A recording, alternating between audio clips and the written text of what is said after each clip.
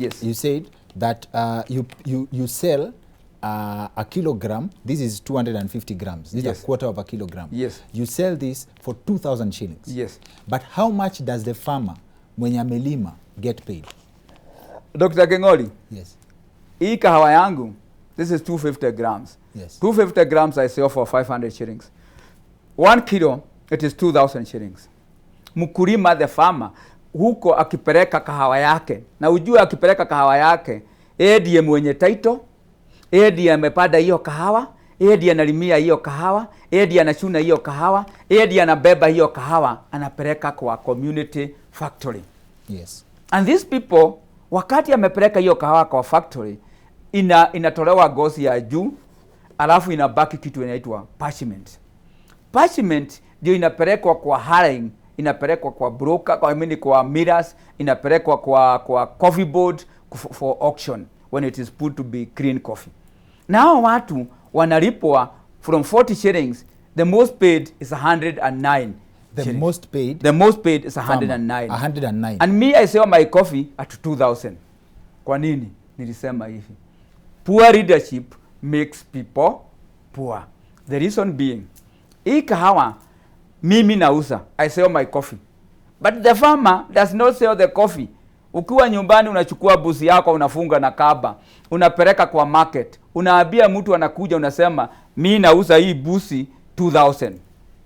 Lakini kwa kahawa, unaweka kwa kahawa, unapeleka kwa factory, inaenda kwa auction, wewe unaambiwa umelipwa. Sio kuuza, umeuza kahawa yako, ni kulipwa, umenafanya nini? Unalipwa. Hii kahawa, we are still under the colonial mentality of making our people depressed and oppressed through prices of coffee. Kwa sababu ukitoka hapa uende some of the hotels which are around here, which are owned by foreigners, you meet a coffee, a cup of coffee here, it goes for more than 400 shillings. Average of 250. Average of 250. Yangu, iko kahawa mimi nauzaga 100 shillings per cup. Now, to make 1 cup, use 5 grams. So how many grams are there in 1 kilo? 1,000. So divide 1,000 grams. You divide by 5 grams, you see how the number of cups that you are going to get. 1,000 divided by 5, it is 200. So I make 200 cups from one kilo of coffee. So can you multiply with only 100 shillings per cup? That is 20,000. So myself, I make 20,000 when I sell 1 cup at 100. At these places, when they sell that coffee at 400 shillings, they make how much? More than 100,000 from 1 kilo. And that farmer is paid 100 shillings for the kilo. And 40 shillings for a So kilo. the farmer makes 100,000. The person at the end makes 100,000 from the same kilo. The farmer makes 100 shillings. 100 shillings. The end user, a foreigner, makes more than 100,000. And you also explained something about the grading of coffee. I saw someone tweet. I'm sorry, I can't remember the name, but that tweet is very popular. Anasema, I can't wait for something to do with the election issue. He goes to London or the UK to drink high-quality Kenyan coffee before he comes back. So the idea has always been the grade of coffee that goes outside the country is of better quality than what we buy. What is the truth in that? Let me say this. Akili ndio tunabebewa na hawa watu. Ni kwa nini? Wakati mzungu alikuwa Kenya, we are still under the colonial operation even today in the agriculture sector. Wakati unapeleka kahawa hapa kwa auction, coffee board, unaambiwa iko AA, iko AB, iko C. And what they do, this coffee, when you talk about grading, inatoka kwa miti moja. Hiyo kahawa inaitwa AA, ni ile imepata chakula mingi kuliko AB.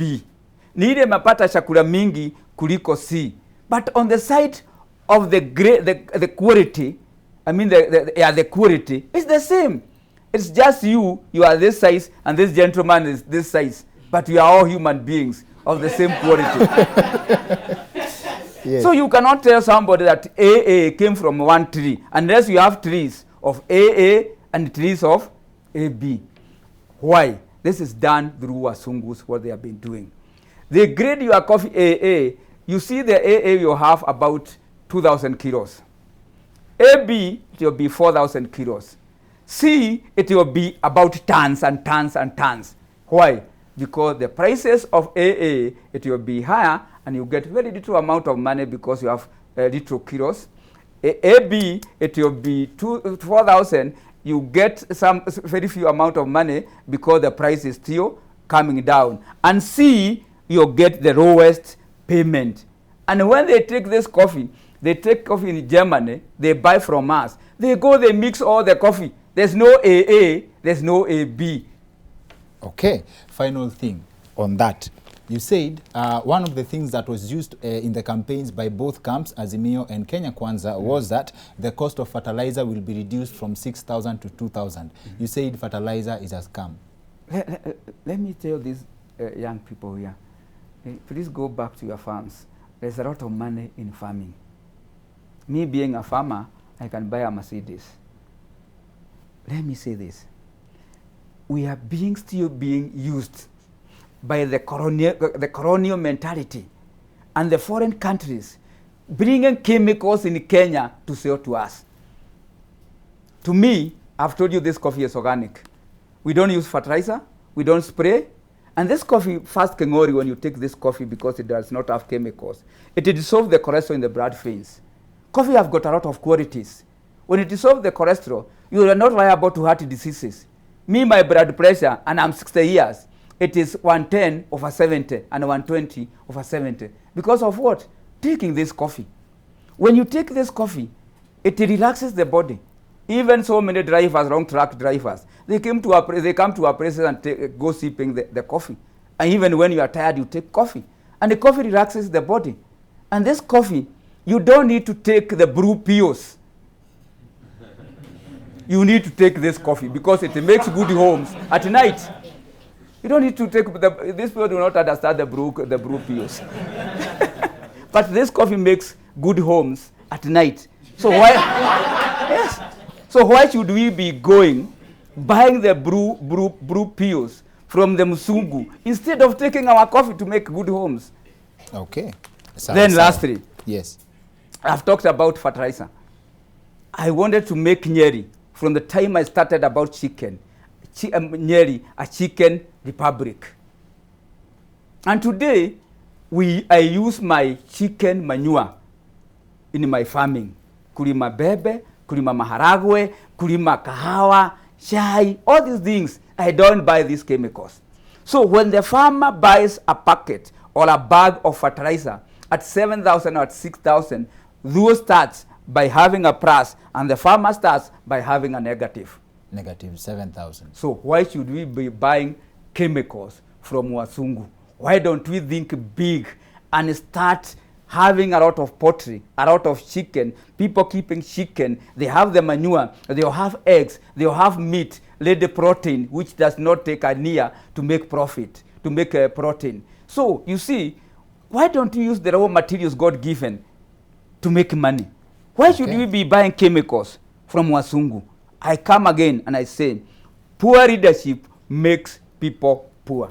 Asante sana. And final word to Kenyans, because if you have vied for the top seat, spent your resources to vie na ujaweka siasa kwa roho, what's in it for, what can the normal ordinary Kenyan do mwenye ana feel that they have not been favored by the election, especially as far as the outcome is concerned? And I'm leaning towards the hope that someone needs to find in themselves that they can actually make it without politics. Is it possible?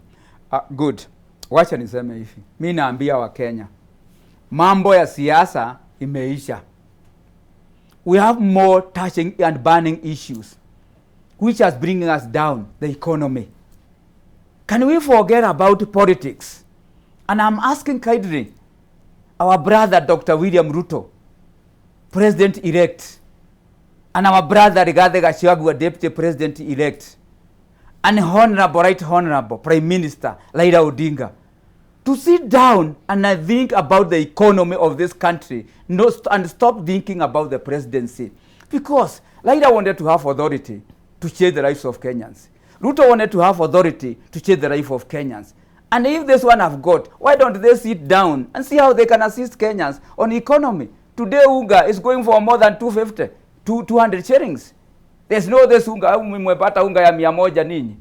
Hakuna. So why don't we think about the poor person, not that seat of the presidency?